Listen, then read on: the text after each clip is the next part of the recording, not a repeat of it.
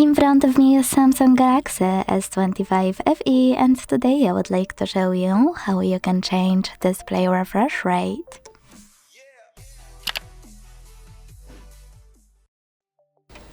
Many people struggle with changing refresh rate on this and many other Samsung devices. That's because it's under a different name than change refresh rate. Let me explain. You need to start by opening Settings. Then you scroll to Enter Display.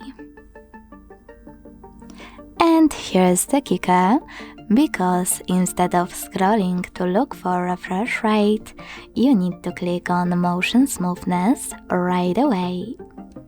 Because over here you can adjust your refresh rate by tapping on one of those options, Adaptive or Standard.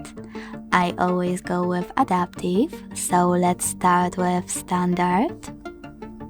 Tap on Apply button to save it. And as you can see, after a few seconds, refresh rate of my device has changed. Thanks so much for watching. If you enjoyed this video, leave a like, comment and subscribe. Bye!